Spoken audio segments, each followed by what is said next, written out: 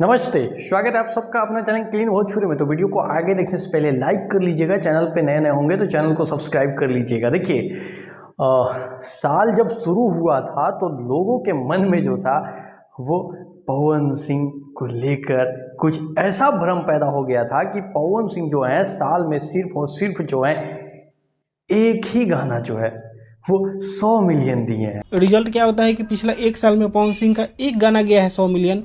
तुमसा कोई रुक, तेरे को बताते तेरी माँ की चुत तेरी रुका। तो ये किसका है? ये किसका है बे? किसका है? तेरे बाप का है, दादा का है, किसका है?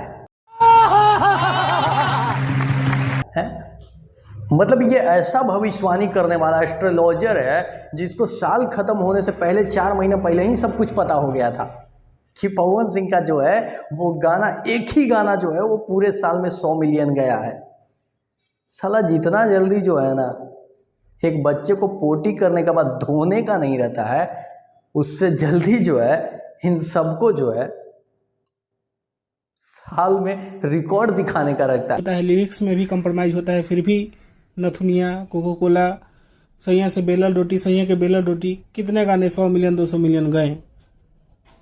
तो इस चीज़ का जवाब अगर आपको हो तो आप दे सकते हैं, अगर फैक्ट के साथ जवाब हो तो देना। सोचो, तुम खुद कह रहे हो कि साल में जो है इस 350 गाने गाते हैं, तब जाके तुम कहीं 4 गाने का रिकॉर्ड दिखा पाए। 4 गाने ही तुम्हारे दिमाग में आए जो कि बता पाए, और रियलिटी और फैक्ट ये है कि 5 गाने से ज़्यादा इस साल जो है 100 मिलियन से ज़्यादा गया भी नहीं होगा। अगर है तो दिखा। और पवन सिंह 25 गाने गाकर भी 3 गाने जो हैं वो 100 मिलियन लेके चले गए, समझे? तो तुमको समझ में तो आ ही गया होगा। पवन सिंह से आगे जाने में दूसरा जन्म लेना पड़ेगा बेटा।